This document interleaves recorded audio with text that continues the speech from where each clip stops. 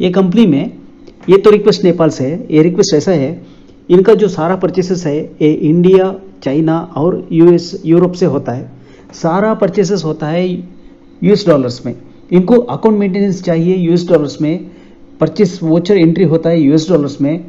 इसके बाद इनको क्या होता है, कभी कभी इंडिया में जब आता है तब फ्राइट कहाँ कैसे आता है, इंडिया से जब मटेरियल आने का टाइम में इनको फ्राइट अप टू बॉर्डर एक आता है, बॉर्डर के बाद इनका जो है इनका अलग फ्राइट लगता है और कस्टम्स ड्यूटी रहता है। जो इंपोर्ट होता है ना मटेरियल, इसके लिए कस्टम्स ड्यूटी रहता है। ये इन्होंने मुझसे क्या रिक्वेस्ट किया, जब मटेरियल परचेस होता है वो डेली नेपाली रुपीज़ का डेट में, फर्स्ट बोला था इंडियन रुपी, बाद में उनको थोड़ा कन्फ्यूजन था, बाद में पार्टी ने कंफर्म किया क्योंकि वो सारा ट्रांजैक्शंस होना चाहिए नेपाली रुपीस में, क्योंकि नेपाली अथॉरिटीज़ को इंपोर्ट टैक्स का मतलब कस्टम्स तो पेमेंट करना ही है। उसके बाद इनको जो एडिशनल कॉस्ट जो आता है वो एडिशनल कॉस्ट को हिसाब लगा के इनका एक्चुअल कॉस्ट ऑफ गुड्स होना चाहिए। एग्जाम्पल, अभी $5 एक पैंट के लिए है, $5 पैंट होने के बाद यहाँ क्या आता है, कस्टम्स आता है। हर पैंट के लिए कस्टम्स ड्यूटी रहता है। ये इन्होंने कैसे कैलकुलेट किया मुझे पता नहीं, लेकिन मुझे इतना तो मैसेज डाला था क्योंकि मुझे सारा डिटेल्स ऐसे चाहिए। कस्टम्स ड्यूटी पे होता है, इसके बाद पे होता है फ्राइट। 2 आइटम इन्होंने दिखा दिया है और बोला है सर देखिए फर्स्ट पार्ट क्या है, कस्टम्स ड्यूटी क्या है, नहीं सॉरी कस्टम्स ड्यूटी नहीं, पार्टी से जो मटेरियल आता है यूएस डॉलर्स में, यूएस डॉलर का रेट स्टैंडर्ड तो नहीं रहता है, एक दिन ज़्यादा भी होता है एक दिन कम भी होता है। तो यूएस डॉलर में मटेरियल अंदर आना है, पार्टी को पेमेंट होना है यूएस डॉलर में, पार्टी का लेडजर मेंटेन होना है यूएस डॉलर में, लेकिन इनका जो पेमेंट जो है कस्टम्स और फ्राइट ये पेमेंट करता है इन लोगों ने नेपाली रुपीस में करता है। इनको सारा कॉस्ट ऑफ गुड्स किस में होना चाहिए, एक uniform currency that is base currency. Base currency वहाँ क्या होता है, नेपाली करेंसी। नेपाली करेंसी में इनको सारा एक्सपेंडिचर, क्योंकि एक पैंट के लिए कितना पैसा बढ़ता है, कितना पैसा आता है, ये तो ये प्रोजेक्ट का सारा कॉन्सेप्ट ये है।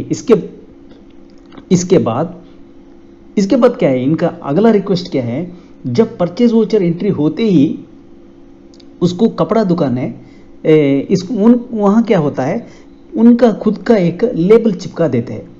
लेबल चिपकाने में कोई आइटम को 15% मार्जिन रहता है, कोई आइटम को 25% मार्जिन रहता है।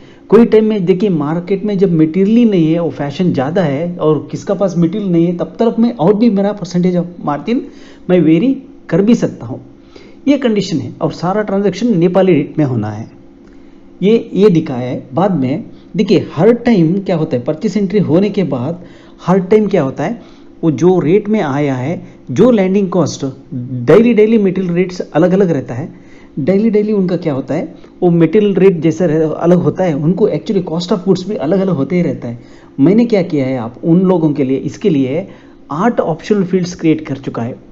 फर्स्ट मैंने पेमेंट से लिया था, वो पेमेंट में ले लिया तो क्या होता है, वो थोड़ा लेंथी प्रोसेस बन गया। इसके लिए मैंने वो पेमेंट का प्रोसेस को छोड़ के कॉस्ट ऑफ गुड्स कैलकुलेट करने के लिए दूसरा मेथड अपनाया। वो दूसरा मेथड में अभी क्या होता है, देखिए मैंने 8 फील्ड्स इनको क्रिएट करके रख चुका है, क्योंकि 8 फील्ड में अभी तुरंत यूज़ हो रहा है 2 ही फील्ड। इसके बाद जब इनको जो होना है तब वो यूज़ कर सकते हैं। यहाँ देखिए मैंने अभी अकाउंट मास्टर में आके मैंने एक सॉफ्टवेयर इंस्टॉल करके रख चुका है, क्योंकि मैं भी ग्राफिक डिज़ाइनर भी हूँ, मेरा काम ग्राफिक डिज़ाइनिंग भी है। मैं देवल के लिए करता है, दूसरों के लिए करता नहीं है। और वो छोड़ा तो यहाँ क्या है, सेम जो मैंने सीखा है उसी विद्या को यहाँ भी यूज़ कर रहा हूँ। अब देखिए मैंने क्या कर रहा हूँ, नेपाल के लिए मेरे पास कालिदासा एक फॉन्ट रहता था। अब वो कालिदासा यहाँ अभी ढूंढ रहा हूँ, मिल गए तो बराह कन्नड़ कस्तूरी, बराह कालिदास, नहीं तो बराह गुरुमुखी, ये फॉन्ट को, ये बराह 7 वर्जन 7, अब तो इंटरनेट पे मिलेगा या नहीं मिलेगा पता नहीं, BRH बराह 7.0 फॉन्ट मेरे पास है। यहाँ से मैं क्या कर देता हूँ, बराह कालिदासा फॉन्ट लेता हूँ। नहीं, यहाँ कालिदासा नहीं है, शायद कालिदासा फॉन्ट नहीं है, मैं बराह रहेगा वो बिल्ट इन है, वही फॉन्ट दूर रहा हूँ, बराह बंगाली, वो बंगाली फॉन्ट आता है। अब ये प्रॉब्लम क्या था, मैंने सोचा था मैंने सेकेंड लैंग्वेज यूज़ कर रहा हूँ, लेकिन सेकेंड लैंग्वेज यूज़ नहीं कर रहा हूँ। इसके लिए ये ऑप्शन लेके भी मुझे फ़ायदा नहीं हुआ, क्योंकि मुझे ये तब मेरा मन में आ गया जब मैंने लेबल यहाँ तो है फॉन्ट, जब मैंने यहाँ इसका फॉन्ट तो अभी मैं ले रहा हूँ, यहाँ तो बाई डिफ़ॉल्ट फॉन्ट बोल रहा हूँ, फिर भी it is not useful because see मैंने सेल्स इन्वर्स में भी इसका फॉन्ट का यूज़ नहीं किया है, क्योंकि परचेस इन्वर्स में पार्टी ने बोला था कि यूएस डॉलर में होना है, इसके लिए मैंने इसका यूज़ वहाँ नहीं किया है। इसके लिए अभी ये फ़ॉन्ट ले या भी ये मुझे काम को नहीं आता है, क्योंकि इस फ़ॉन्ट को मैंने सोचा था, मैंने परचेस वोचर का लेबल जैसे ही वोचर से वो प्रिंट आउट आते ही प्रिंट आउट करने का सोचा था, लेकिन वो बाद में छोड़ दिया। ये तो अभी अब आता हूँ, यहाँ पे आता हूँ करेंसी में ऐड करेंसी टाइप कर देता हूँ। ऐड करेंसी करने के बाद यहाँ ऐड करता हूँ RS रुपीज़, यहाँ लिखता हूँ करेंसी स्ट्रिंग मतलब वो टेक्स्ट करेंसी का नाम क्या है वो रुपीज़। सब करेंसी मैं एक्चुअली नेपाल का मुझे पता नहीं, मैं सिर्फ पैसा ही बोल के लिख देता हूँ, वो बोला नहीं था, मुझे पूछना था, नहीं ये पैसा लिख देता हूँ, पैसा करेंसी बेस करेंसी पर अल्टरनेटिव करेंसी। अब यहाँ आता हूँ करेंसी कन्वर्शन में ऐड करता हूँ। देखिए 1 to 2080 यहाँ लिखा है, करेंसी क्या कर देता हूँ मैं रुपीज़, ये एक्चुअली डॉलर लेना था, ओके नहीं ये डॉलर लेना है 137.0295 स्टैंडर्ड रेट, सेलिंग रेट 137, क्योंकि पार्टी को पेमेंट करने का टाइम में हमें क्या करना है वो करेंसी तो डालना है। बाइंग रेट 137.03, यहाँ रुपी नहीं है, यहाँ डॉलर लेना था, यहाँ गलती हो चुका है, इस बाद में ठीक कर देता हूँ, कोई बात नहीं, अब ऐसे ही रहने देता हूँ। अब यहाँ क्या करता हूँ मैं, यहाँ के 8 ऑप्शनल फील्ड्स लेता हूँ। देखिए कितना 8, अभी 6 लिया है, बाद में 8 को लेता हूँ। अब क्या होता है, जब मटेरियल अंदर आता है कस्टम्स ड्यूटी तो नेपाल का गवर्नमेंट को पेमेंट करना पड़ता है, वो नेपाली रुपये में पेमेंट करना पड़ता है। फर्स्ट मुझे पार्टी बोला था कि इंडियन रुपये में, बाद में वो कंफर्म कर दिया कि वो नेपाली रुपये में कन्वर्ट कर देता है। अब फ्राइट पेएबल, फ्राइट क्या होता है, कभी कभी दे दिया तो भी रहता है ये कंडीशन, नहीं तो ये पेमेंट करने का रहता है। अभी फ्राइट अप टू बॉर्डर, जब फ्राइट अप टू बॉर्डर हो जाएगा, ये कंडीशन तो देखना पड़ेगा मुझे, जब अब कितना कंडीशन बोला है उतना कंडीशन में मैंने किया है, यहाँ 2। अब एक्स्ट्रा कॉस्ट, वो मुझे पता नहीं एक्स्ट्रा कॉस्ट क्या क्या आता है, मैं एक समझ लिया कि एक 6, 7, 8 टाइप वैरायटी करके रख देंगे, कभी कभी इनको होना है तब वो उन लोग यूज़ कर सकता है एक्स्ट्रा कॉस्ट। अब सेव करने का टाइम में सिमिलर नेम तो सेव नहीं होता है मास्टर्स, से मैंने यहाँ गलती कर चुका है, और 2 एक्स्ट्रा करके 8 करता हूँ, वो 10 नहीं 8 करना था मुझे, एक्स्ट्रा कॉस्ट, ठीक है। बाद में मैं कन्वर्ट कर देता हूँ यहाँ पे 2। अब एक्स्ट्रा कॉस्ट यहाँ 2, कभी कभी ये कितना भी इनको ऐड करने दो, ऐड करते करते ही वो क्या हो जाता है, मैंने ऑप्शन फील्ड्स तो आइटम का साथ क्रिएट कर चुका हूँ, ये आइटम मास्टर एंट्री करने में एक टाइम पूछता है, नहीं तो जब ये कब चेंज हो जाता है तब जाके इनको क्या करना है, आल टाइम दबा के वो मास्टर में चेंज करना है, नहीं तो कॉन्फ़िगरेशन मास्टर्स पे जाके वहाँ मास्टर्स पे क्या होता है, आइटम मास्टर्स में सिलेक्शन करके यही अभी ये जगह है ना, यहीं पे आके चेंज करना पड़ता है।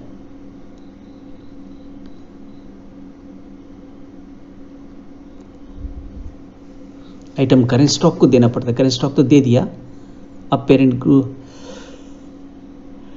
ये तो सिर्फ सोच रहा हूं बस, पेरेंट ग्रुप 10, 15, अब सेव कर देता हूं।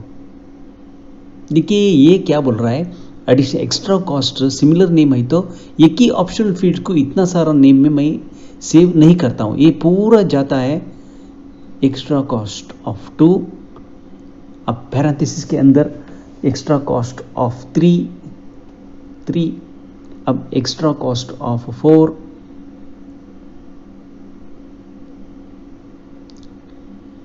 4, यहाँ आके अभी ये आता है एक्स्ट्रा कॉस्ट ऑफ 5, क्योंकि इसने कहा है कि अभी मुझे सिमिलर नेम्स मैं सेव नहीं कर सकता हूँ, इसके लिए मैंने ऐसे किया। अब इतना करने के बाद अब सेव कर देता हूँ,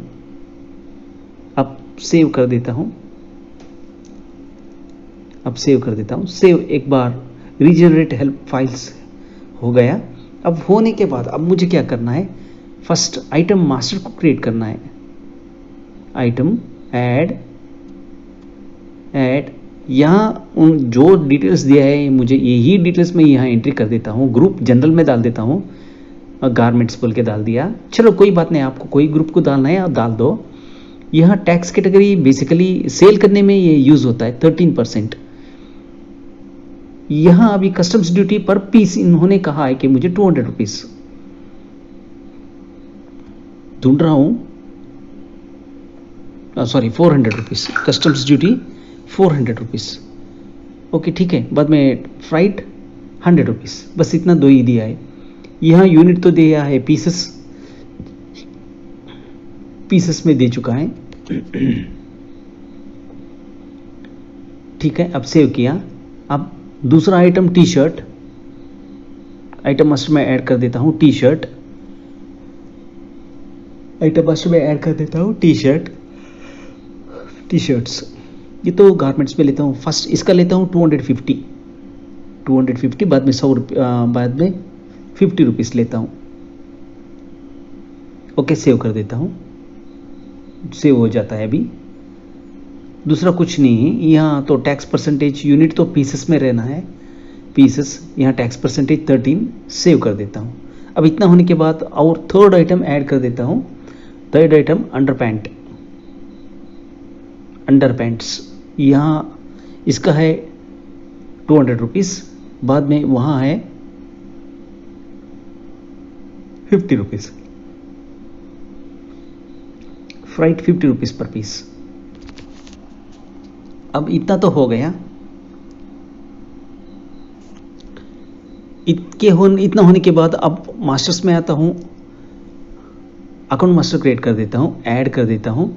ऐड करके यहाँ आके इंडियन सप्लायर, क्योंकि मुझे डिटेल्स ज़्यादा नहीं दिया है, first Indian company sundry data creditor, यहाँ मल्टी करेंसी एस कर देता हूँ। ओपनिंग बैलेंस गिलेंस कुछ मुझे पता नहीं है, कुछ बोला नहीं। 7 दिन क्रेडिट के लिए डेट दिया है।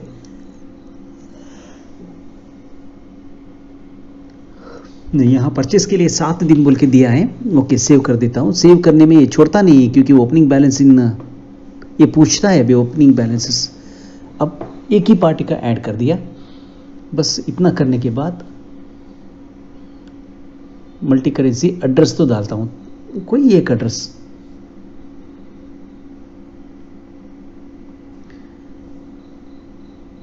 झारखंड, इतना तो डालता हूँ, कोई एक एड्रेस। कंट्री तो नेपाल बोल के है, वो इंडिया बोल के होना था, कोई बात नहीं, ये गलती हुआ भी, कुछ परवाह नहीं। अब डेट तो नेपाली डेट है, जस्ट लाइक अप्रैल 14/3/2024। ठीक है, अब यहाँ क्या कर देता हूँ, PURC 001, यहाँ लेता हूँ इम्पोर्ट,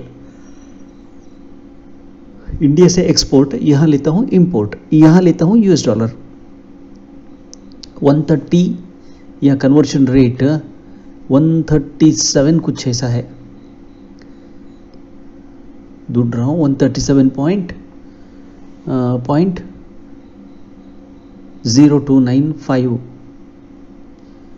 अब पैंट्स एंट्री कर देता हूँ। यहाँ क्या है, यहाँ रेट क्या है, डिफ़ॉल्ट रेट 5। अब टी शर्ट्स एंट्री कर देता हूँ। T shirts 100 piece, $3। इसके बाद अंडर पैड्स 0.500 पीस, $0.7। ओके ठीक है, अब इतना को सेव कर देता हूँ। अब सेव करने के बाद ठीक है, अब ये क्या है, बाय डिफ़ॉल्ट बिजी क्या कर देता है, आपको सारा आंसर। अब आगे बढ़ते हैं।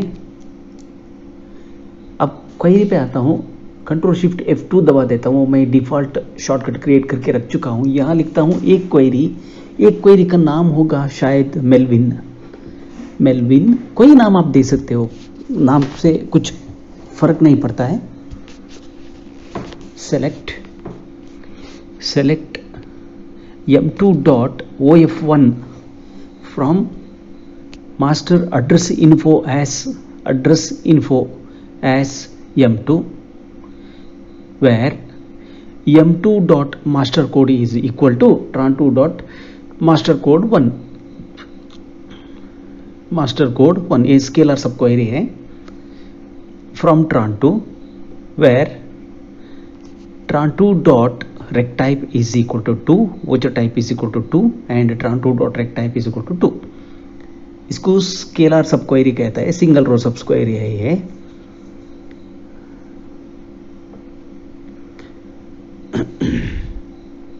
अब एग्जीक्यूट करके देखते हैं इसका आंसर। देखिए @ बाद में आ गया। बस अब मैं क्या कर देता हूँ, इसको ट्रिम करता हूँ, जैसा आप कटिंग शॉप में कटिंग करते हैं ना, जैसे ही मैं डाटा को ट्रिम कर देता हूँ। अब मैं क्या कर देता हूँ, एक कंडीशन बुला देता हूँ, राइट ऑफ कामा सारा एक्सप्रेशन होने के बाद 10, राइट साइड से भी 10 स्पेस को सारा को कटिंग कर देता है डाटा। अब क्या कर देता हूँ, ये तो ईसी वर्जन है मेरा, डेमो कॉपी है, ईसी वर्जन और एससी वर्जन के लिए अब मुझे क्या करना पड़ेगा, ये तो नहीं होगा। शायद आपको आंसर और मिल ही गया, 4.5 आ गया। एक्चुअली इसको क्या करना है, एक फंक्शन को चेंज करना है, इसको कैस्ट करना है, कैस्ट करना है। अब फंक्शन को क्या करना है, देखिए वो 000 ये प्रॉपर्टी अलग हो गया है। ये अब यहाँ तो ठीक से दिखता है, ठीक से डिवाइड हो जाता है, लेकिन अब प्रॉब्लम कहाँ आता है, ये प्रॉब्लम जब आपको सम करने होता है तब प्रॉब्लम शुरू हो जाता है। देखिए यहाँ ब्रैकेट क्लोज कर देता हूँ, प्लस यहाँ लिख देता हूँ सेम मास्टर ऑप्शनल फील्ड 2 के साथ अब मिला देता हूँ। अब एक टेस्ट करता हूँ मिला के, तब ये मेरा टेस्ट में फेल हो जाता है। प्लस राइट ऑफ देने से वो F3 किया, ये गलती होता है क्योंकि ये कैस्ट फंक्शन यूज करना ही है। ये ईसी वर्जन है, मैं डेमो कॉपी ईसी वर्जन हूँ, मेरा तो SQL सर्वर 2019 64 बिट का है और SSMS भी 2019 64 बिट का है।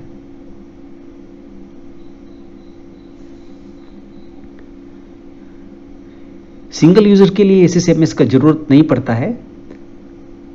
आपके पास LAN है या काउंट है, मल्टीपल काउंट यूज करने वालों के लिए SSMS का जरूरत रहता है, क्योंकि 1433 पोर्ट से पोर्ट को कॉन्फ़िगर करके बाद में पाथ सेट करके वहां आपको फायरवॉल का परमिशन देके और SSMS का परमिशन देके आपको डाटा शेयर करना पड़ता है। ये तो अब देखिए फायदा नहीं है, ये क्या है, ये इससे फायदा नहीं है, is just a colossal waste of time का मतलब सारा काम वेस्ट। अब इसको क्या करना है, अभी कन्वर्ट करना है। अभी कैस्ट इतना सारा होने के बाद एस फ्लोट, इंट को भी नहीं आने वाला है ये और दोबारा और एक गलती, इंट को नहीं आने वाला है। यहाँ क्या करना है, बिग इंट स्मॉल इंट कुछ को नहीं आने वाला है, यहाँ करना है सिर्फ एक ही एस फ्लोट। फ्लोट के लिए देखिए आ गया। अब मैं क्या करता हूँ, सारा को एक ही काम करना है, कैस्ट इसके बाद ब्रैकेट के बाहर एज फ्लोट, सबको भी 8 को भी मैं दोबारा भी नहीं बोलता हूं, ये प्रोसीजर तो एक ही होता है।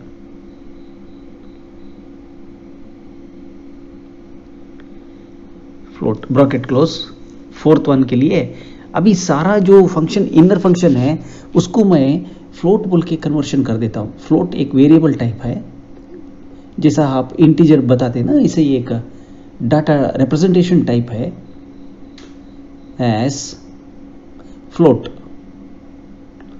अब नहीं तो मैं कन्वर्ट फंक्शन यूज करना पड़ता था, कन्वर्ट फंक्शन यूज करके करना था, मैं सिर्फ कैस्ट फंक्शन ही में यूज करके ये कंप्लीट कर दिया। कन्वर्ट फंक्शन यूज करके ये करने होता है, लेकिन मैंने कैस्ट में किया है बस फ्लोट। अब लास्ट वन को भी करना क्या पड़ता है, कभी कभी अगर पार्टी को यूज करना पड़ा, अगर 1 साल 2 साल के बाद कुछ अभी नया एक्सपेंडिचर आ गया तो तभी पार्टी मुझे फ़ोन करके हर टाइम सर वो करके दे दो, ये करके दे दो बोलने का नहीं, क्योंकि मैं एक ही टाइम किसको भी मिलता ही नहीं, मेरा काम में मैं बिजी रहता हूँ, किसको रेस्पॉन्ड करता ही नहीं हूँ। अब plus tran2 dot, capital letter small letter कुछ फर्क नहीं है, tran2 डॉट d6। अब इसको ऐड करना है, अब क्या हो जाता है, देखिए ये एक्चुअली नेपाली रुपीस में लैंडिंग कॉस्ट है। जो एडिशनल कॉस्ट जो पार्टी ने पूछा था, यही पूछा था और यही कॉस्ट उनको आता है। इतना काट के मुझे उनको फेंक दिया, क्यों परचेस इनवॉइस में फेंक दिया था, मेरा काम हो जाता था। बट पार्टी ने कहा क्योंकि नेपाल में इतना सारा सॉफ्टवेयर्स है, सारा सॉफ्टवेयर्स ने ये हुआ ही नहीं मुझे काम, सर प्लीज़ मुझे मदद कीजिए। जब पार्टी ने रिक्वेस्ट किया तो मैं बिजी का सारा एडवांटेज पार्टी को दिखाना चाहता हूँ। वो बोलता है कोई और HIGH नाम से कुछ सॉफ्टवेयर, मैं नाम तो फुल लेता नहीं है, वो सॉफ्टवेयर है, उसमें ये सब फैसिलिटी है, लेकिन इन्वेंट्री वो उतना ठीक नहीं है। इतना होने के बाद अब अगला काम तो क्या होता है, मुझे परचेज इनवॉइस जब होते ही, वाउचर कंप्लीशन होते ही, सेव करते ही इसका प्रिंट आउट काट के चिपकाना है। मेरे पास कितना आइटम्स है उतना आइटम्स को चिपकाना है। स्टैनले, यहाँ मैं एक सिक्वल क्वेरी अभी लिख रहा हूँ, उसका नाम है स्टैनले। स्टैनले को सेव किया है, अब क्विट किया है। अब वाउचर सीरीज कॉन्फ़िगरेशन में आता हूँ, यहाँ आके कॉन्फ़िगरेशन में आता हूँ, यहाँ number of optional fields first एक देता हूँ, बाद में 2 और मिला देता हूँ, वो किसके लिए बाद में बोलता हूँ। अब प्रॉफिट मार्जिन, देखिए मेरा पास तो अभी क्या है, आइटम मुझे क्या रेट में नेट कॉस्ट मुझे पता हो चल गया। अब बस आइटम यहाँ क्या कर देता हूँ, नंबर टाइप न्यूमेरिक करता हूँ डाटा, या डेसिमल प्लेसेस 2 लेता हूँ, सेव कर दिया बस। अब मेरे पास तो आइटम यहाँ जो है, मुझे नेट रेट परचेज रेट तो पता है, $137.05 का रेट। यहाँ प्रॉफिट मार्जिन मैं क्या बोलता हूँ, हर आइटम के लिए 20%। अब जो मेरा हो गया ना यहाँ पे, यहाँ से हर आइटम के लिए मेरा मार्जिन 20%, मैं मार्जिन तो 20% लिख दिया भाई, ये तो काम हो गया। इतना होने के बाद अब आता हूँ स्टैनली क्वेरी क्या हुआ है। अब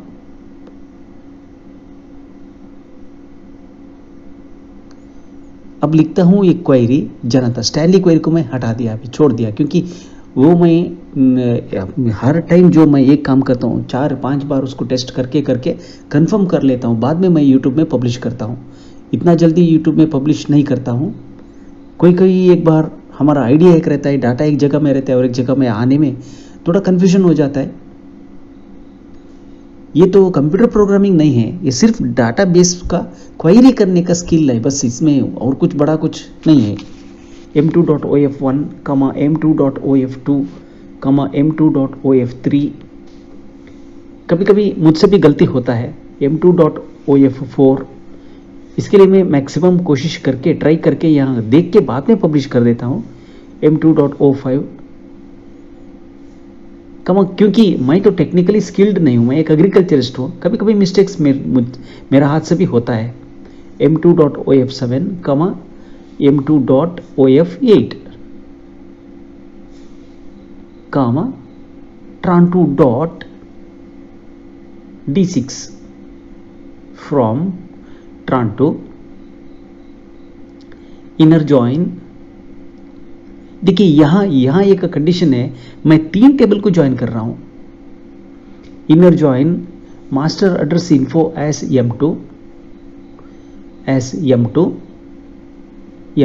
ऑन ज्वाइन कर रहा हूँ। कैसे कर रहा हूँ, इनर ज्वाइन कर रहा हूँ, किसके साथ कर रहा हूँ, tran2 टेबल के साथ कर रहा हूँ, where tran2.mastercode1 is equal to, you can join any number of tables.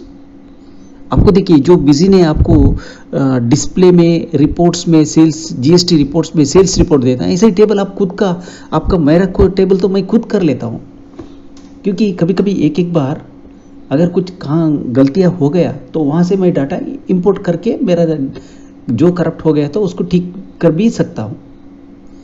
वो आपका कैपेसिटी और आपका नॉलेज। यहाँ क्या हो गया, देखिए हर आइटम का साथ वो एट द रेट आ गया। अब मैं क्या कर देता हूँ, राइट ऑफ RIGHT राइट, इसके बाद पैरेंथेसिस लेता हूँ, यहाँ क्या कर देता हूँ OF1 के बाद 10 कॉमा, सिमिलर को हर एक को करना पड़ता है। अब एक तो हो गया, इतना होने के बाद इसको कैस्ट करना पड़ता है, कैस्ट एज फ्लोट, नहीं तो कन्वर्ट एज वेरकैर में कन्वर्ट करना पड़ेगा फ्लोट। सिमिलर ऐसे ही हर एक को करना पड़ेगा। अब देखिए फर्स्ट तो ठीक हो गया, अब ऐसे ही करना पड़ेगा, हर एक को करना पड़ेगा। कॉपी, अब कॉमा सेकेंड वन OF2,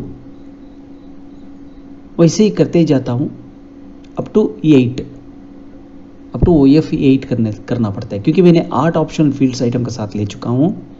अब OF4 में लेता हूँ, इसके बाद OF5 को लेता हूँ, कैस्ट एज OF5।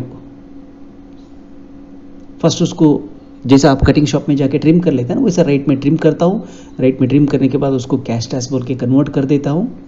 बस इतना। ये देखने के लिए थोड़ा कॉम्प्लेक्स क्वेरीज लगता है, ये अगर आप थोड़ा सा समझ लिया ना, कुछ भी कॉम्प्लेक्स नहीं है, इंसान तो आसानी से कर सकता है। जब मैं कर सकता हूँ आप भी कर सकता है। अब इतना होने के बाद यहाँ बोलता हूँ कामा, वही tran2.d6, tran2.d6 अब एग्जीक्यूट कर देता हूँ इस क्वेरी को। एग्जीक्यूट बटन प्रेस करके अभी कोई एग्जीक्यूट कर दिया तो देखिए मेरा पास तो है सिर्फ दो एक्सपेंसेस है, और इतना होने के बाद आइटम का एक्चुअल कॉस्ट क्या है वो यहाँ पे आ गया। अभी मुझे क्या करना है, इन तीनों कॉलम को मिक्स करना है। मिक्स करना है, कैसे कर सकता हूँ, सम करके मिक्स करना पड़ेगा। सम नहीं, सॉरी, प्लस करना पड़ेगा बस। सम नहीं, उसको बोलता है प्लस। सम का मतलब अलग होता है, क्वेरी राइट करने का टाइम में सम का मतलब ही अलग होता है। अब हर एक जगह में कहाँ कॉमा है वहाँ प्लस करना है, क्योंकि I can not use replace function. Notepad use करके सारा को कॉपी करके वहाँ रिप्लेस कर दिया तो मेरा सत्यानाश हो जाता है। इसके लिए यही मेथड है। टाइम बचाने के लिए आप वैसा नहीं करना, क्योंकि OF8 OF7 के बाद एक कॉमा है, वो कॉमा भी रिप्लेस हो जाता है, क्योंकि कंप्यूटर को भाषा नहीं आता है, वो ऑटोमेटिकली कर देता है। इसके लिए अब देखिए मेरा तो मिल गया। ये क्या है, अब ये तो मिल गया, हो गया। अब इतना होने के बाद अब मैं एक और एक जॉइंट करना पड़ेगा अभी। कामा कामा कामा V2 डॉट, कोई नाम आप देख सकते हो टेबल के लिए, V2 डॉट OF1। यह क्या कर देता हूँ, यहाँ देखिए अब एक दूसरा टेबल को मैं ज्वाइन कर रहा हूँ। ठीक से देखिए, अब मैं क्या कर देता हूँ, inner join voucher other info as V2 on, as V2 on. इसके नीचे लिखता हूँ condition, tran2 dot voucher code is equal to V2 dot voucher code. अब ये टेबल भी मिल गया, वोचर कोड मिलते ही अब देखिए रिजल्ट में क्या आता है, वो भी उसको भी देखिए। अब कटिंग शॉप का जैसा ट्रिमिंग करता है ना कटिंग, वैसे ही बार्बर शॉप में यहाँ भी मैं करना है, बाद में कैश टैस बोल के कन्वर्ट करना है। अब फर्स्ट राइट लेता हूँ, राइट साइड से कामा 10 कर देता हूँ फर्स्ट। नहीं, वो कैपिटल लेटर स्मॉल लेटर से कुछ फ़र्क नहीं पड़ने वाला है, फिर भी मेरा एक ट्रेडिशन है। कामा 10, अब इतना 10 करने के बाद अब क्या हो गया, ये एक स्टेज में आ गया। अभी इसको कैस्ट करके, अभी इसको कैस्ट एज फ्लोट कर देता हूँ। कैस्ट पैरेंथेसिस के अंदर कामा, नहीं कामा डालने का जरूरत नहीं, कामा की जरूरत ही नहीं, मैं गलती किया, वहाँ कामा डालने का जरूरत नहीं था।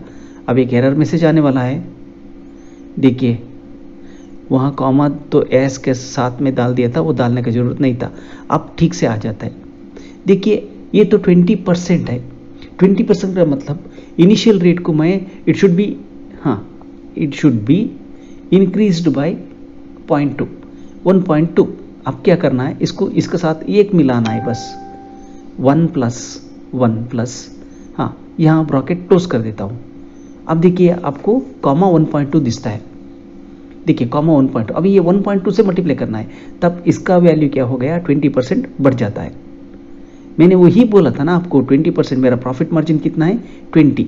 अगर आप 15 ले लिया, यहाँ 15 पे आ जाता है, इंटू अब हो गया। अब वहाँ हो गया, वहाँ एक ब्रैकेट ओपन कर देता हूँ, नहीं अभी राउंड कंडीशन डाल देता हूँ, राउंड पैरेंथेसिस के अंदर, यहाँ पैरेंथेसिस क्लोज करके कॉमा 0। ठीक है, वो क्लोज करने का नहीं है, जो किया है वो तो ठीक है। अभी क्या हो गया, सारा अमाउंट राउंड ऑफ हो गया। अब राउंड ऑफ होने के बाद मुझे क्या करना है, इसको लेके जाना है, कहाँ लेके जाना है, इसको मुझे प्रिंटिंग के लिए लेके जाना है, वेयर एंड यहाँ लिखता हूँ अब tran2 dot voucher code is equal to tran2 dot master code 1, voucher नहीं master code 1 is equal to select tran2 dot master code 1 from tran2 where master code 1 from tran2 master code 1 from tran2 master code 1 from tran2 where tran2 dot voucher code is equal to @ voucher code and tran2 dot sr number is equal to @item sr number item sr number close को भी आना है and tran2 dot sr number is equal to item sr number यहाँ and तो नीचे का line में है ही, बाद में वो 2 के बाद ब्रैकेट क्लोज कर देता हूँ। इसका मतलब क्या है, अब यहाँ पे ब्रैकेट तो क्लोज कर देता हूँ, यहाँ आके लेता हूँ बारकोड वोचर टाइप, अब यहाँ आके सेव कर देता हूँ। सेव करने के बाद अब हम परचेज होते ही परचेज इनवॉइस का डिजाइनिंग को जाएंगे। यहाँ एड ऑन में आता हूँ। ये क्रैक जो है, जो क्रैक बिजी का यूज़ कर रहा है उन लोगों के लिए बिजी तो शायद बीच में चल जाएगा, ये फ्यूचर तो 10 इनवॉइसेस 10 लेवल के बाद आप प्रिंट कर नहीं सकते क्योंकि ये बिजी का बिल्ट इन एड ऑन है। इसके बाद आपको क्या होता है, हाइट में कर देता हूँ 3.0, 4.0, अब टॉप में कर देता हूँ 0.25, लेफ्ट 0.4 कर देता हूँ। अब कर चुका है, बाद में लास्ट को अल्टर कर देता हूँ, उसको विड्थ को 48 कर देता हूँ, हॉरिजॉन्टल यहाँ टॉप कर देता हूँ 0.10, इसको नहीं, उतना हाइट बहुत ज़्यादा हो गया, हाइट 3.0 हो गया, ठीक है। अब टॉप में क्या कर देता हूँ, लेफ्ट को 0.45 कर दिया। अब इसको तो 50 कर देता हूँ, 49.8, ठीक है। अब इसको 0.25 कर देता हूँ, वो सोच रहा हूँ 0.25 करना।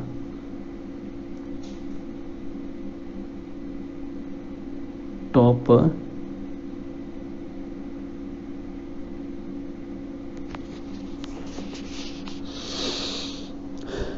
0.50, ठीक है। अभी लेफ्ट 0.40 किया नहीं, लेकिन करना है।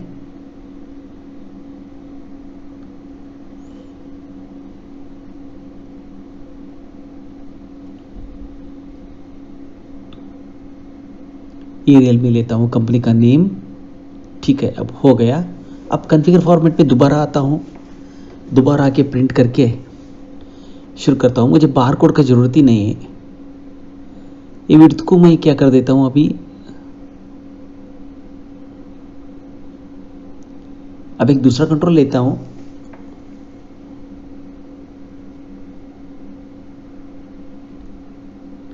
इसको क्या कर देता हूँ, यहाँ बारकोड टाइप में क्या है, barcode item type item underscore name बोल के है, इसको हटा देता हूँ। उसको हटा के अब टॉप तो 3.5,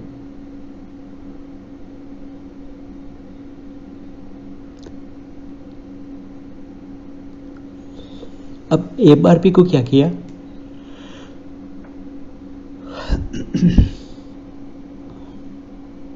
अब MRP को 20 कर देता हूं।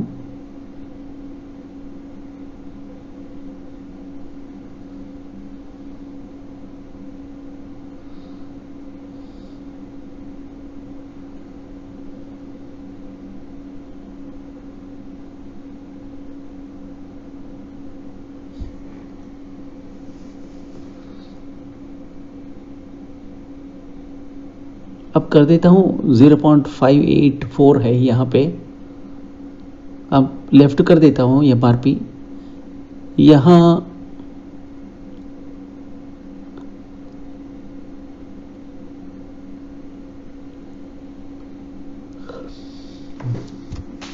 आइटम नेम लेता हूँ, वो चेंज करके आइटल में चेंज करने के बाद यहाँ आता हूँ, लेफ्ट में आता हूँ 0.4 में। ठीक है, अब तो लेफ्ट नहीं आया लेकिन तो आने वाला हूँ। अब लेफ्ट में क्या कर देता हूँ 0.40, यहाँ से अभी शुरू करता हूँ, हर एक को लेफ्ट 0.40।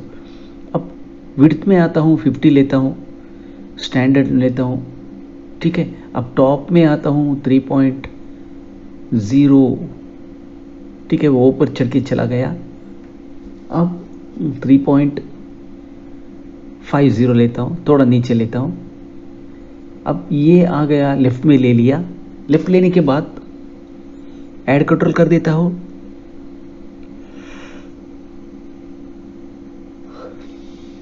ऐड कंट्रोल लेके यहाँ से हाइट को क्या कर देता हूँ 3.0 कर देता हूँ, विड्थ को 20 कर देता हूँ, 20। लेफ्ट को 0.4 कर देता हूँ, 40। ठीक है, अब इसको क्या कर देता हूँ, टॉप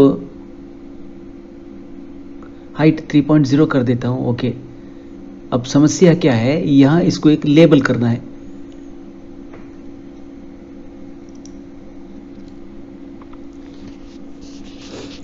डाटा यहाँ लेता हूँ, सोच रहा हूँ।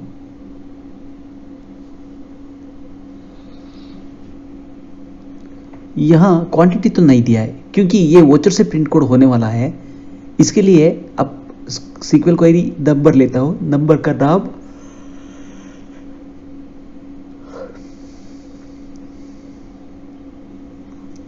ढूंढ रहा हूँ मैं। एक्चुअली क्वांटिटी के लिए डिफॉल्ट क्वांटिटी तो यहाँ तो नहीं रहता है। अब यहाँ पे आता हूँ, मैं क्वांटिटी तो ढूंढ रहा हूँ लेकिन क्वांटिटी तो नहीं मिलता है। सच्चाई वही है क्योंकि यहाँ पे जब आप नंबर बोल के जब बुला देते हो, वोचर टाइप से आप प्रिंट करते हो, तभी एक वोचर में 50 वोचर्स है। आपका वोचर में जो परचेस किया है उसमें अगर 50 आइटम है, यहाँ क्वांटिटी 50 बोल के नहीं होता है। इसीलिए उन्होंने क्या किया, वो एक टेक्निकल ऑप्शन ऐसा कर दिया कि वहाँ से क्वांटिटी को हटा दिया इस फील्ड से। कहाँ भी नहीं, मैं वही तो ढूंढ रहा हूँ, फिर भी I cannot get it. That is the main reason. अब मैं क्या कर देता हूँ, यहाँ तो I have told it as sequel query number type. Just if I mention the name as Janata, that value will start coming out.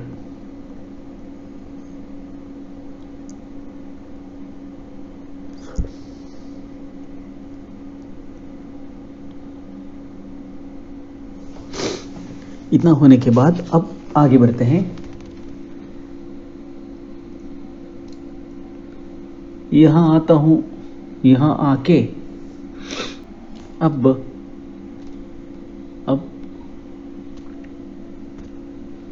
Add on में आता हूँ दोबारा। यहाँ कॉन्फ़िगर फॉर्मेट में आ गया। अब कॉन्फ़िगर लेवल में भी आ चुका हूँ, सारा ऑलमोस्ट कॉन्फ़िगरेशन यहाँ तो दिखा है मैंने। जनता को वहाँ दे चुका है। पार्ट नंबर मतलब जो हमें कन्वर्शन फैक्टर, क्वांटिटी तो नहीं आता है, जो मैंने ऑलरेडी कह चुका हूँ।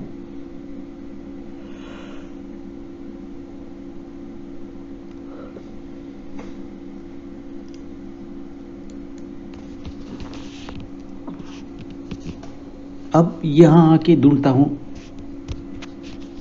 ढूंढता हूँ, यहाँ तो क्वांटिटी नहीं है, मैंने रीज़न तो वही रीज़न। ओके ठीक है, अब यहाँ आके अब एक फील्ड सोच रहा हूँ।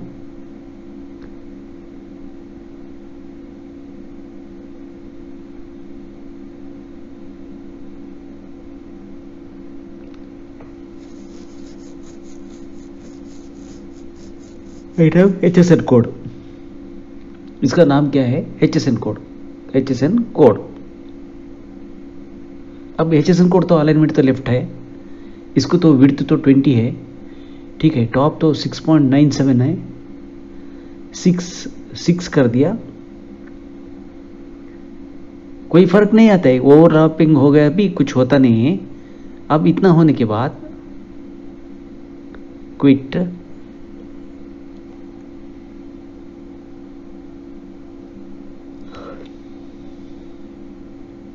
VAN वैन ये तो लिखता हूँ वैन,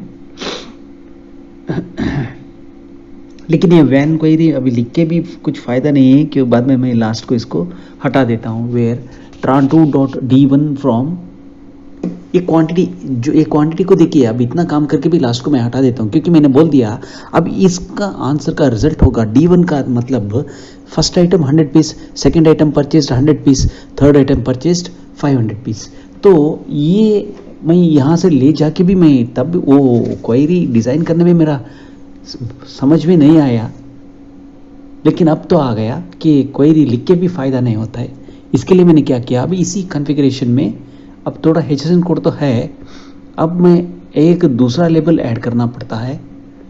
वो लेबल अब क्या होता है, 0.4 लेफ्ट को होना है 20 mm,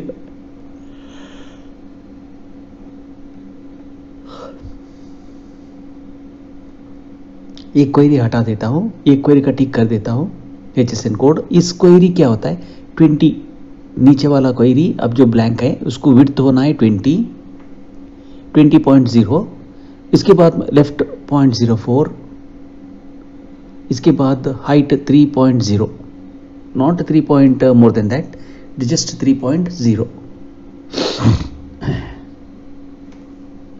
टॉप 8.3 कर दिया। अब करने के बाद यहाँ देता हूँ नाम, अब लिफ्ट 0.4 करना है, लेफ्ट 0.40 हो गया, ठीक है। अब इसको क्या करना है, सीक्वल कोडिंग में डाटा फील्ड लेना है, यहाँ लेना है सीक्वल क्वेरी, वैल्यू क्या है वो क्वेरी का,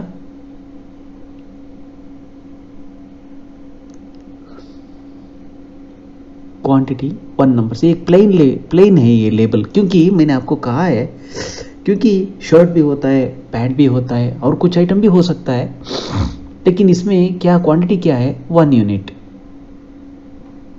ठीक है। अभी दोबारा कॉन्फ़िगरेशन फॉर्मेट में आता हूँ, यहाँ फॉर्मेट में आके और एक लेबल को ऐड करना पड़ता है।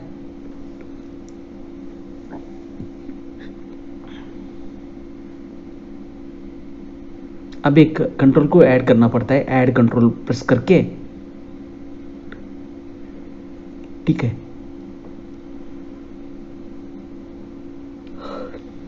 अब एक ऐड कंट्रोल को ऐड कर देता हूं डबल क्लिक करके।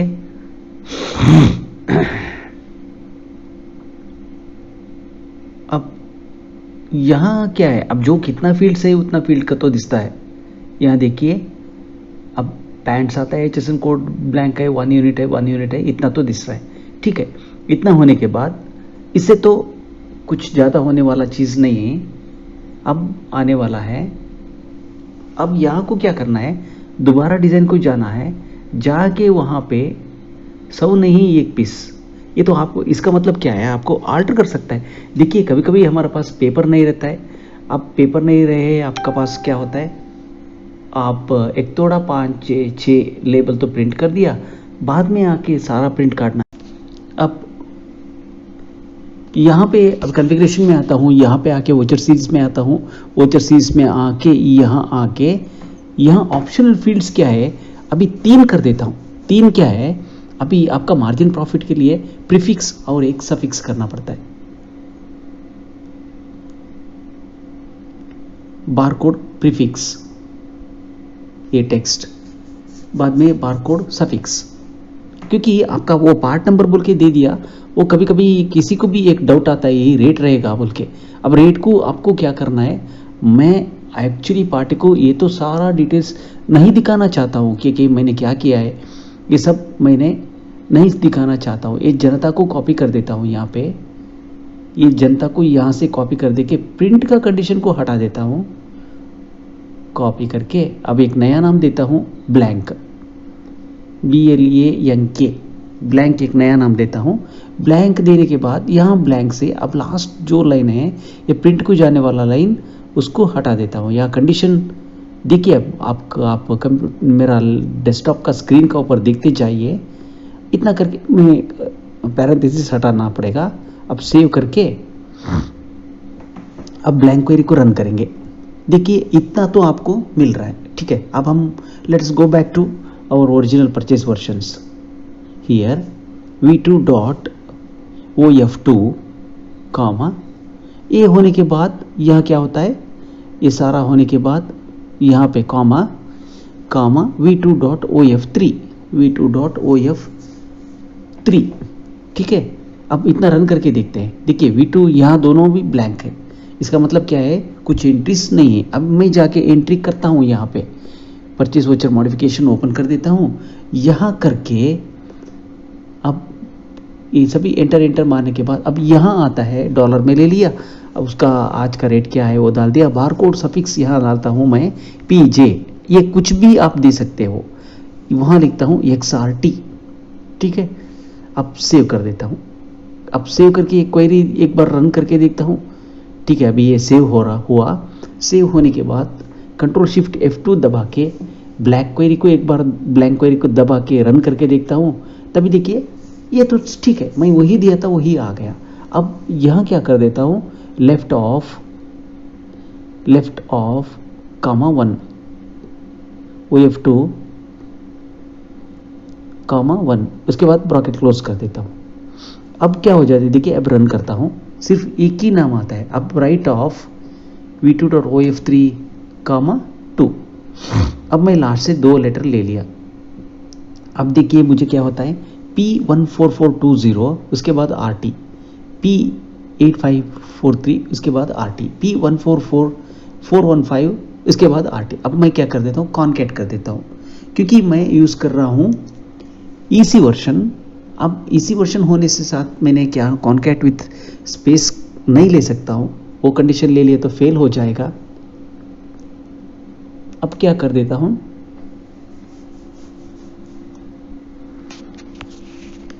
अब कैस्ट होके मुझे कैस्ट फंक्शन का जरूरत नहीं है, मैं डायरेक्ट कॉन्कैट फंक्शन से कर सकता हूँ मेरा काम। अब पैरेंथेसिस ऑन कर देता हूँ। पैरेंथेसिस ऑन करने के बाद concat with space single quote, बाद में एक स्पेस सिंगल कोट, बाद में कॉमा, यह सारा होने के बाद अब एक कॉमा। अब रन करते हैं क्वेरी। देखिए इतना तो आ गया। इतना आने के बाद अभी भी पार्टी को समझ में आता है कि यहाँ तो कुछ गड़बड़ है। अब ब्लैंक क्वेरी में आता हूं, ये कंडीशन मिला देता हूं यहाँ पे, ये सारा लाइन कॉपी कर देता हूं। कॉपी करके अब ब्लैंक क्वेरी में आ जाता हूं। ब्लैंक कंडीशन में वो कंडीशन सारा ऐड कर देता हूं। अब देखिए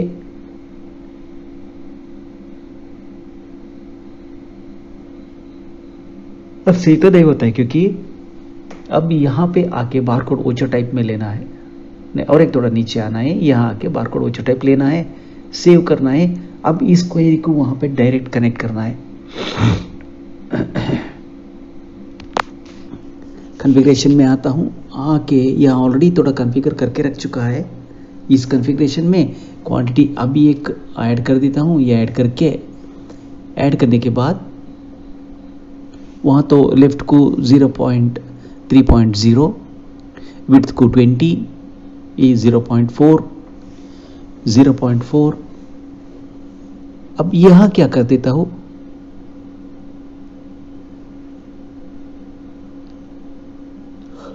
वहाँ लिखता हूँ 10.5,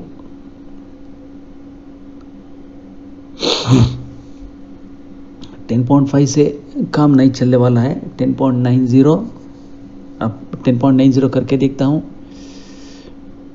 यहाँ विड्थ 25.0, ठीक है, इतना तो कर दिया। अब यहाँ क्या कर देता हूँ मैं, 20 तो नहीं 25 लिया, क्योंकि और विड्थ थोड़ा लंबा रहता है।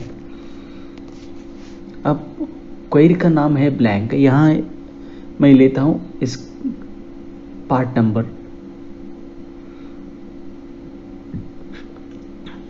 अब सेव करके एक बार रन करके देखता हूँ, मेरा क्वेरी आंसर देने वाला नहीं है, क्योंकि मैंने गलती कर चुका है। क्योंकि नंबर में टेक्स्ट बैठता नहीं है आके, क्योंकि it is not a string. String can hold integers and as well as alphabets. अब देखिए आंसर तो आपको 0 आ गया है। वो क्योंकि ये गलती मैंने जानबूझ के किया है, क्योंकि कब कब आपको भी पता रहना चाहिए ऐसा गलती से क्या होता है। अब देखिए यहाँ आके सारा चेक कर देता हूँ, ब्लैंक में कुछ प्रॉब्लम नहीं है। अब इनवॉइस डिज़ाइन में चला जाता हूँ, यहाँ आके कॉन्फ़िगरेशन में आता हूँ, यहाँ आके कॉन्फ़िगर फॉर्मेट में आता हूँ, लेबल कॉन्फ़िगरेशन में आता हूँ, सीक्वल क्वेरी, इसको नंबर से टेक्स्ट को लेना चाहना था। अब देखिए सिंगल क्लिक में हमारा सारा क्वेरी का आंसर आ जाता है। अब यहाँ लेता हूँ बारकोड वोचर टाइप लेता हूँ, यहाँ लेता हूँ परचेस वोचर, अब लेता हूँ यहाँ आके टेस्ट करता हूँ 2 आइटम, वहाँ 3 आइटम, यहाँ 5 आइटम, 10 आइटम के लिए, क्योंकि मुझे परमिसिबल लिमिट इस 10 है।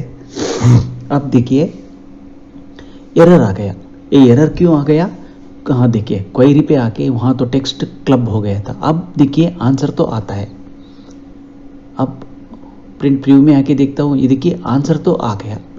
जूम करके ज़रा जूम करके देखते हैं, हम देखिए P145RT 415RT, ये P415RT का मतलब पार्टी को समझ जाता है यहाँ कुछ गड़बड़ है। थोड़ा अक्ल वाला पार्टी को क्या होता है, ये तो समझ में आता है यहाँ तो कुछ गड़बड़ है। यहाँ लिखते हैं पार्ट नंबर, फिर भी आप कुछ भी करो थोड़ा पार्टी को डाउट आता है कि यहाँ तो थोड़ा कुछ गड़बड़ है, यही है इनका रेट।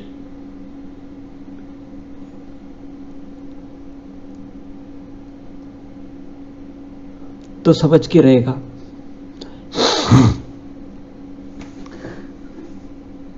एक और यहाँ 5 ओके कर देता हूँ। ओके करने के बाद अब प्रिंट प्री में आके देखते हैं, यहाँ देखिए यहाँ तो दिख गया, आपको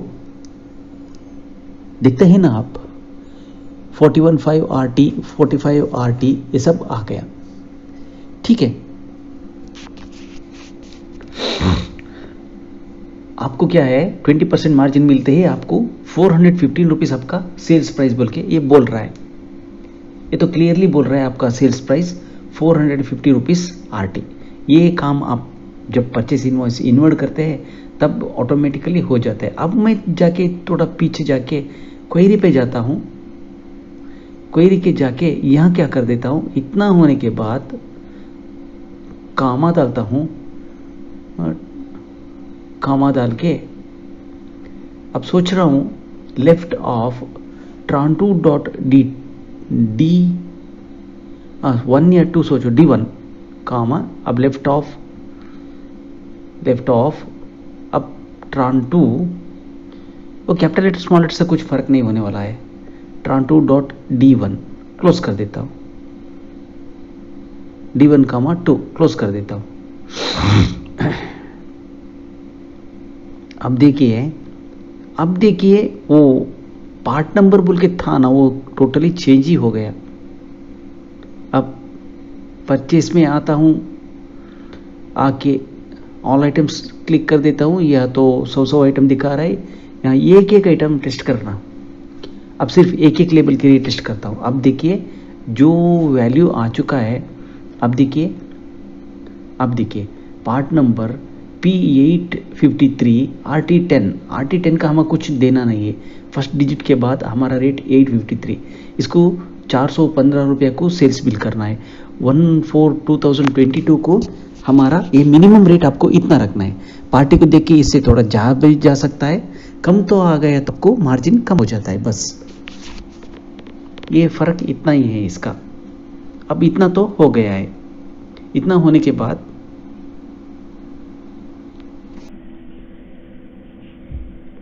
अब कॉन्फ़िगरेशन में आते हैं, यहाँ आते इनवॉइस डिज़ाइन में आता है परचेस इनवॉइस, आके यहाँ एक न्यू फॉर्मेट ऐड कर देता हूँ।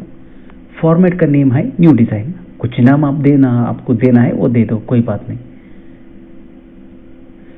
नेपाली परचेस, ठीक है, कोई नेम आपको देना है दे दो, दैट डिपेंड्स अपॉन यू। अब क्या कर देता हूँ, मैं यहाँ पे आता हूँ, परचेज इनवॉइस में आता हूँ, मेन में आता हूँ, यहाँ प्रिंट इनवॉइस आफ्टर सेविंग को एनेबल कर देता हूँ, नेपाली परचेस यस कर देता हूँ, सेव कर दिया। अब एडवांस्ड में आता हूँ, हेडर में आता हूँ, हेडर में आके अब लाइंस तो काउंट कर रहा हूँ, 16 लाइंस मैं ले रहा हूँ। 14th लाइन पे आके खड़े होता हूँ, यहाँ पे CP8 ऑन CP8 ऑफ कर देता हूँ। यहाँ करने के बाद ब्लैंक स्पेस 96 लेता हूँ, 96 लेता हूँ। इसके बाद BLH F कर देता हूँ, बॉक्स लाइन हॉरिजॉन्टल फुल। क्यों ऐसा कर देता हूँ? क्योंकि जब मेरा स्पेस तो 96 फिक्स होके रहता है ना, तब आप डायरेक्ट प्रिंटर में देखा तो सिर्फ एग्जैक्टली प्रिंटेबल एरिया आपको दिखता है। अब पेज सेटिंग्स पे आता हूँ, यहाँ आता हूँ, 16 लाइन लेता हूँ।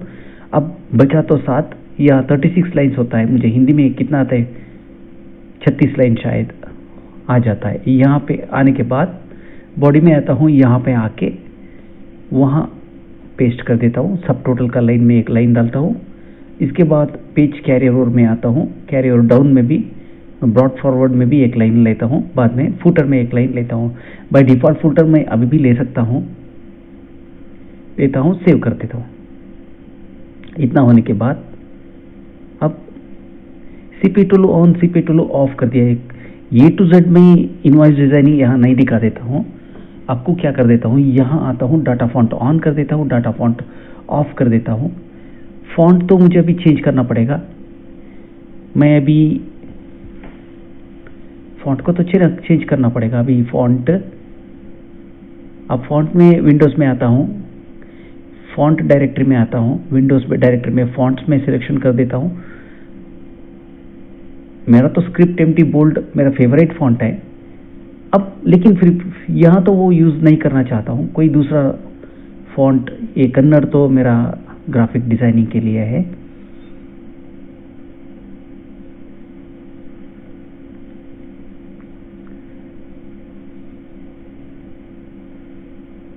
अब ढूंढ रहा हूँ कौन सा फॉन्ट होगा, फोर्ट FORTE वो फॉन्ट देखता हूँ, fort.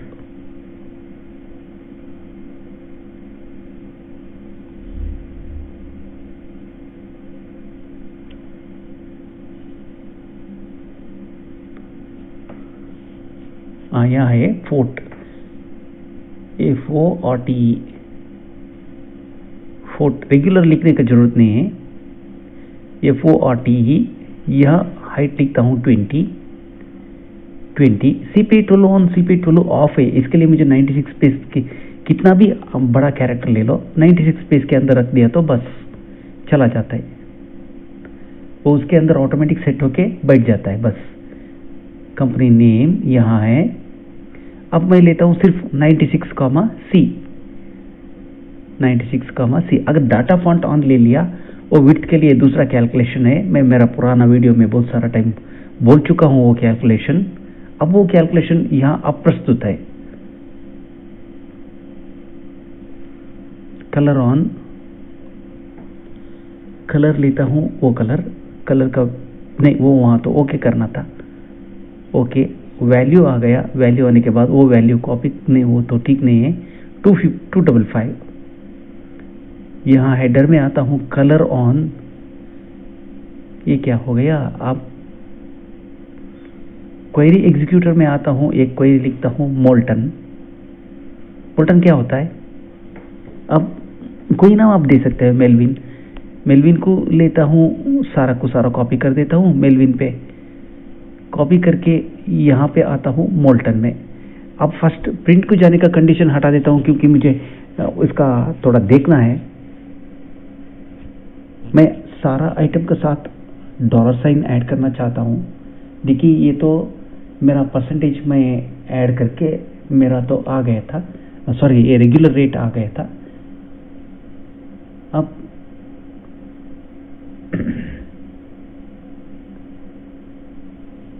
As varchar of 20, okay ठीक है।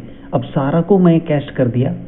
अब ये सारा क्या हो गया, एज varchar करने से सारा इंटीजर स्ट्रिंग बोल के कन्वर्ट हो गया।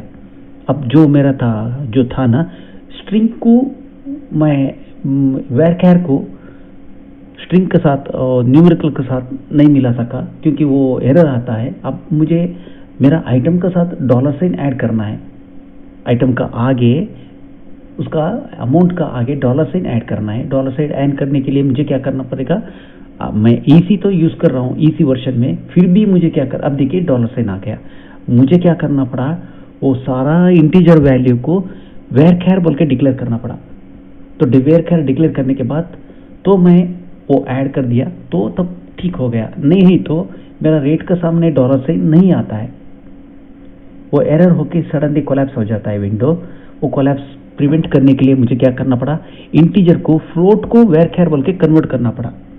जो फ्लोट था ना वो वैल्यू फ्लोट करना, कैस्ट एज फ्लोट, वो कैस्ट एज फ्लोट को मैं दोबारा कैस्ट करके वैरकैर बोल के कन्वर्ट कर दिया। एक 20 कैरेक्टर का स्पेस देके वैरकैर बोल के कन्वर्ट कर दिया। अब नेपाली 8 में बॉडी में आता हूँ, यहाँ आके यहाँ ऑलरेडी प्रीडिफाइंड है ये प्रीडिफाइंड को हटा के मैं यहाँ कर देता हूँ, मोल्टन क्वेरी को लेता हूँ, यहाँ पे मोल्टन क्वेरी को लेता हूँ, नेम मोल्टन क्वेरी को लेता हूँ। वो ऑटोमेटिक यहाँ से लूपिंग बैकएंड में लूपिंग कर चुका है, वो लूप चल जाता है तो कितना है उतना का लूप में आके वो प्रिंट होके आ जाता है। अब यहाँ पे आके हम प्रिंट प्रीव्यू में आके देखते हैं सारा आइटम का साथ आपको जो करेंसी अपने सिंबल डॉलर आ जाता है। देखिए डॉलर आ रहा है, अब ऑटोमेटिकली डॉलर आ रहा है। अब बॉडी में आता हूँ, दोबारा आके ये तो सारा हो गया, मेलविन का हो गया, क्विट कर देता हूँ, प्रिंट प्रीव्यू में आके देखता हूँ, ये तो डॉलर आ रहा है। अब मैं क्या कर दिया,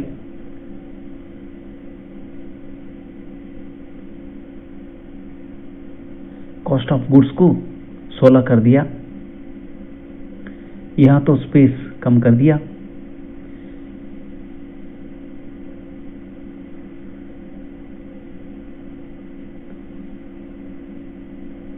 cost of goods with all overheads 16 सी, उसके बाद बेवली कमा ये कॉपी कर लेता हूँ, बाद में 62 स्पेस कर देता हूँ। अब कॉपी पेस्ट कर दिया, यहाँ तो ब्लैंक स्पेस 62 कर दिया। अब प्रिंट प्रीव्यू में आके देखते हैं,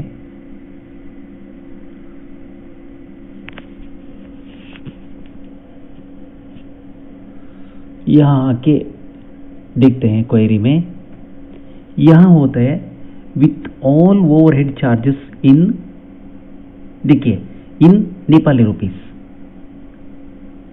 अब ओवरहेड चार्जेस क्या होता है, सारा ओवरहेड चार्जेस मिला के that is in terms of Nepali rupees. Header ये क्या है, ये लाइन दोबारा कॉपी कर देता हूं, कॉपी करके ऊपर में एक लाइन लेस करके अब यहां पेस्ट कर देता हूं। अब यहां क्या होता है, with all over heads in US dollar, in Nepali rupees, head charges in Nepali RS.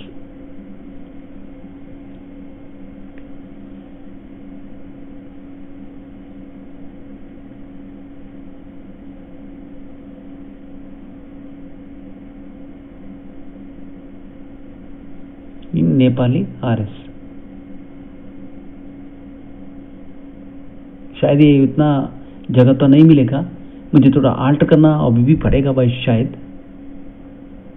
अब प्रिंट में आके देखता हूं, हेड्स इन नेपाली बोल के आ गया।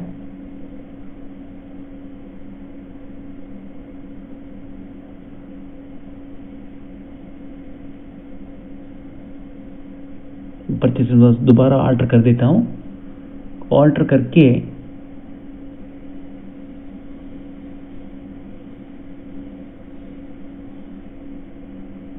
इन नेपाली RS कर देता हूँ, बस तब RS कर जाएगा ना, तब वो ठीक हो जाएगा। नेपाली RS,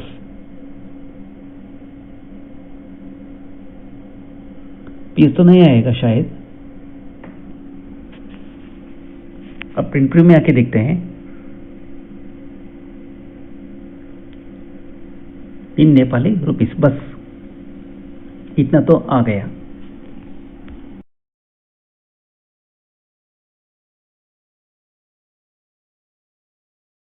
अब आगे बढ़ते हैं। आगे बढ़ के अब एक क्वेरी लिखता हूँ। क्वेरी का नाम है LLP। कोई name, any name you can give, to that extent there is no limit for giving the name, provided two queries should not have the same name. If that is the case, then there will be a system confliction. So to avoid that system confliction, this is the only method. You can use anything, any name, but that name must be unique, where tran2.voucher type is equal to 2 and tran2.rect type is equal to 2. This is what the price of each and every item that has been being purchased. T, either capital letter or small letter, doesn't make any difference. If you want to type it like that, you can type. See, now this is what the price 685. What type of price? That is tran2.D6. This is what we are getting the value in Indian rupees. D5. Now this is to be divided by tran2.D7. This has to be divided by, then I get the all answer. I get that in terms of dollars. If I do that, I get my answer in, yes, now I got my answer in terms of dollars. Now that capital letter, small letter, as you have seen, there is no much difference, but I am going to change it. Now here I am going to write a word called sum of. Okay, now my entire answer comes in terms of dollars, where I am pushing it to 5th line, where tran2.voucher code is equal to, yes, tran2.voucher code is equal to @voucher code. But that's all, because it's a grand total quantity and I don't need any line wise total. It's not needed. Just I'm pushing it down and getting my answer here. CPI Tolu on, CPI Tolu off. Then I'm going to add that query. That query name is, I'm just calling that query here for printing. That query in the type of in the format of number, LLP. Here I need it for 12 spaces. Entire result should come in 12 spaces. Now BLV comma A. Then I have to calculate the blank space. BLV comma A. Then 83 blank space, because see, total 96. In 8 inch I can print 96 characters, as I am using CPI Tolu on and CPI Tolu off. So naturally copying this line and pasting it at the bottom. So after the blank space I am going to remove everything. In that blank space I am going to add, after that blank space I am going to add BLH comma R. That means I want a blank, I want a horizontal line from 83 space. See, now you can see that, see, now you see how beautifully it has been finished. If I want to have a dollar sign, I can add it either by manually, I can add it, or by through coding. Anything you can do it. No, I don't want that full body space to be printed. Now अब एक query लिखता हूँ यहाँ एक, I am going to add one more query and that query name is Tomcat. Okay, what is a Tomcat? See, this additional cost, that means I mean to say that cost of goods that varies from invoice to invoice. After some 5-6 months, if you ask me what was the cost of goods during that invoice, I cannot say. So for that, my purpose is I want to add this cost of goods in individual items also. Whenever you open the list of items and if you open a specific invoice, then you can see the cost of goods here. See Tran2.SR number from Tran2, where Tran2.voucher type is equal to 2 and Tran2.rec type is equal to 2. This is what I've written. Now I'm taking it to list view of purchase invoices, and in that purchase invoice I want to add something here, where select the name from master 1, where Tran2 dot where code is equal to Tran2 dot master code 1, that is parenthesis close master code 1, and now I'm going to close the parenthesis, that is equal to the input parameter @p1 @p1. This can also be written in another method. I can write that, but now this is the discussion is now that subject is out of scope. See here, I'm going to add a manual process. Just I'm going to add a new design, that is out of scope. Here I'm going to add what is called serial number, SR number, but I don't want to this to be seen along with every item. Anywhere you can add, at the beginning, after, anywhere. Just I'm going to add it after F3. Decimal, no, I don't want decimal, and I don't want subtotal also. No subtotal needed. Here this query, name of that query is Tomcat. Input parameters voucher code VC. Oh, what is that? F6. Yeah, that is F6. New design. See here I got, yes, F6 is correct, because there I have taken name, so that F6 is correct. Now I'm going to add one more query called Tomcat2. Yes, select. Here I'm going to mention it as select m2.of1 plus from Tran2. Now there's a question that is called converting that to, no, this is not a question. I have to convert that to convert that as nvarchar, not nvarchar, as float. Could not be bound. Yes, that I could not be bound because that has no relation with the Tran2 table. Now from master address info as m2, now from this here onwards I'm going to inner join Tran2 on Tran2 dot master code 1 is equal to m2.cm1. No, m2 is enough. m2.cm1 master code. Sorry, it was not cm1. I made a mistake. It is just master code. Now let us run the query.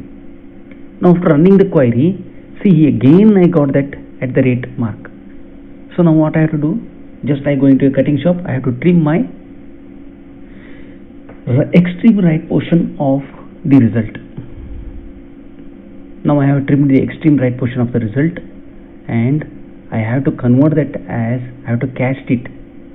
I have to cast that as float, comma. Now my answer will be perfect.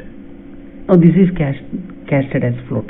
Now okay, as far as this is concerned, only first one optional field is taken into consideration. Now again comma, now I have to plus, then I have to mention it as, I have to take now all the 8 parameters optional fields, because I don't know, first you may answer, second one not answer, first one you may put some value, second one you may put some value, and you are left with remaining 6 pieces. Anywhere you can put value. So in that case, naturally I have to do nothing but, see again this is a mistake, 4,10 as float. See, this is a mistake. Directly we have cut it at the middle.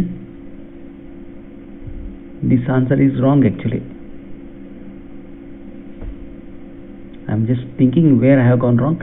Yeah, that is Yes, this line where you are seeing the pointer, that line is a mistake. See that I have to cut back.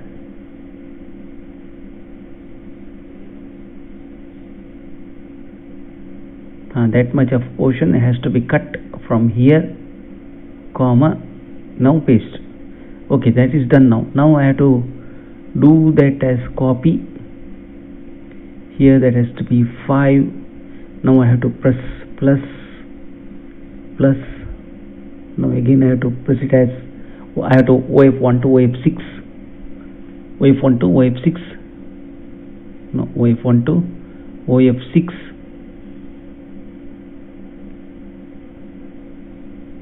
There I have to make it wave6, and then last one I have to make wave7. Afterwards there will be one called plus one more, that is copy paste, then wave1 to wave8. Then I have to use two parentheses closed. So upper one I am going to close the parenthesis. That means my entire value now has come. This is 500, 300, 250. Now I have to add. What I have to do? Now I have to add. Now I have to add actual my cost of goods, tran2.d6 plus, comma. Now first I want to see that, later I am going to add it, then I am going to add, I am remove that comma mark, I am going to plus it. Now if I execute, I get 1185. This is my answer. Okay, now I got the answer where and now I am going to write where tran2.voucher code, tran2.sr number, yes, exactly, @p1 @p1. Now I am going to add a custom column here, custom column, save. Okay, custom column. Now I am going to add it to directly to my value, and then afterwards I will hide that serial number. Here I am going to add it after. Here cost of goods. So in every invoice you should know what was the cost of goods. This is the plan. आपको क्या करना है, सारा goods में मेरा cost of goods कितना है, क्योंकि अब एक इनवॉइस होता है लेकिन मैं कॉस्ट ऑफ गुड्स याद नहीं रख लेता हूँ. कभी कभी मैं दूसरा इनवॉइस देखता हूँ, तभी मुझे वो सारा इनवॉइस का डिटेल्स जो है वो प्रिंट में नहीं देखना है, लेकिन जब मैं इनवॉइस जाके न्यू डिज़ाइन में खोलता हूँ तब वो मुझे सारा डिटेल्स बाहर मिलना है. अब देखिए कॉस्ट ऑफ गुड्स आपको मिल गया, ऑटोमेटिकली सारा आइटम के साथ जुड़ के आ गया. यही तो हमारा एक्चुअल कॉस्ट ऑफ गुड्स था. इसका आधार पे हम लोग क्या किया था, हमारा सेलिंग रेट पर आइटम बढ़ के हमने 1400 करीब, वो फर्स्ट आइटम क्या, pants, price in US dollars. अब एक प्राइस को मुझे ले रहा है,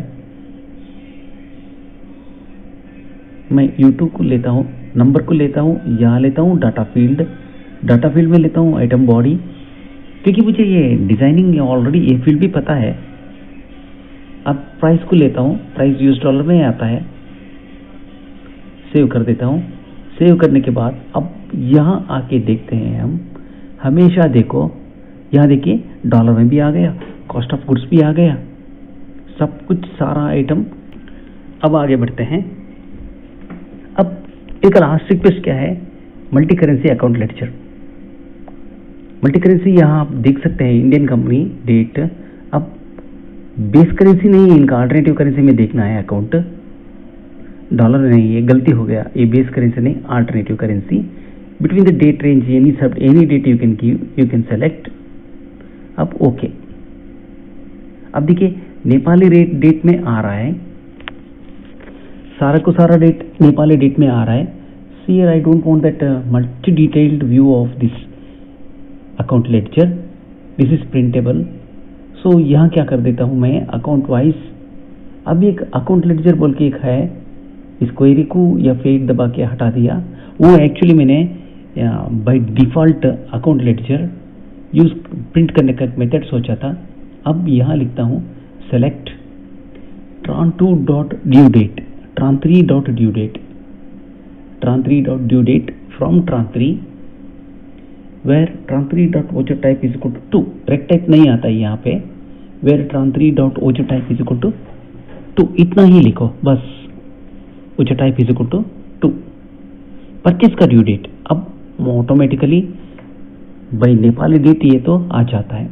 अब इसको मैं क्या कर देता हूँ, पुश करके अंदर मेरा अकाउंट लेडजर में लेके जाता हूँ, where tran3 dot voucher code is equal to @p1 @p1, नहीं गलती हो गया, this I am going to take it to account ledger, so it is @p1 अब यहाँ पे कस्टम कॉलम लेता हूँ, यहाँ लेके अब मेरा क्या हो गया, अब अकाउंट लेडजर में दोबारा यहाँ भी कस्टमाइज करता हूँ, कस्टम फॉर डिज़ाइन, यहाँ तो बेस करेंसी नहीं गलती हो गया, ये अल्टरनेटिव करेंसी लेना था। अब यहाँ रिटर्न जाना है, यहाँ तो वो तो नल कर दिया, ठीक है कोई बात नहीं, अब वो कोई बात नहीं, बाद में भी हम ले सकता है, उससे कुछ नहीं है। No here base currency I can take alternative currency, yes I have taken it. अब यहाँ क्या हो गया, आपको डॉलर में दिखने शुरू हो गया। अब मैं इसका नाम देता हूँ, क्योंकि मेरा पार्टी का एक ही रिक्वेस्ट था, I want all this futures along with it I should see the answer, entire answer in US dollars. Payment you can select payment either in the regional currency, that is base currency, or you can make the payment even in alternative currency. Here I have to select numeric date, that will be date. Here what is that date, tall date name is VC, यहाँ तो मैं बोलता हूँ voucher code, due date क्या है वो voucher code here I have not taken, one thing you have to notice, I have not taken F1 F2 like that, here I have taken, no I have to, data has to be refreshed, here directly I have taken voucher code VC, because for every voucher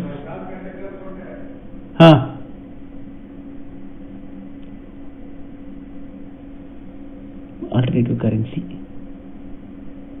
okay, due date has come.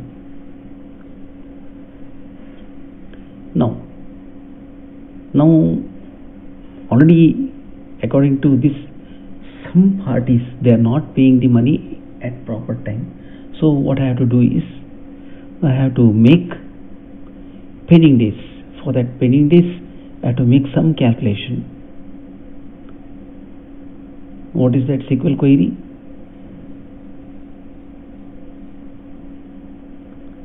Again we have to go back.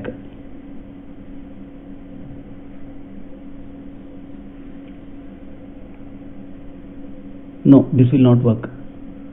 This will never work. I know some people do make mistakes like that. This will not work. You have to go back. No, pending days, it will not work.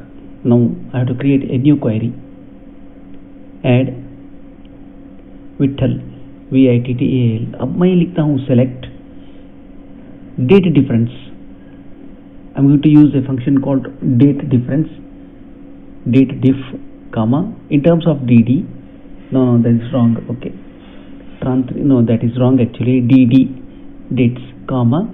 I can take it in terms of month or I can take it in terms of year, but here in this case it is date. Tran3 dot date, comma, get date. See, it is not current date. Current date is in case of MySQL, but this is TSQL, so I have to use a function called get date, where tran3 dot voucher code is equal to @p1 @p1, and tran2 dot rect type is equal, no, tran3 dot rect type is equal to, yes it is okay, and this is what, no, yes, that you should not use here rect type. Now we got the answer. Now what I have to do further, I have to continue it as, and now I'm going to write here tran3 dot voucher code is equal to @voucher p1 @p1, and making it as custom column. Just by clicking this, saving and running the other query, I can get my pending days. See, now this fulfills. No, here I have to alter the query. Here, this is not custom. Here, this is SQL. The name of that is Tom Vittal, Vittal, and then here voucher code VC. See, there are cases where I may happen to use MC, VC, and normal. These are the cases. It is also possible. Now see, here you can see pending days. अभी already आपका due date होके invoice bill होके 290 days हो गया, payment नहीं आया. 286 days हो गया, यहाँ तो पेमेंट नहीं आया चुका है. देखिए अभी 286 डेज हो चुका है. यहाँ तो आपको डेसिमल पार्ट नल कर दिया तो आपको वैल्यू और भी अच्छा आता था. मैंने डेसिमल पार्ट रखा है.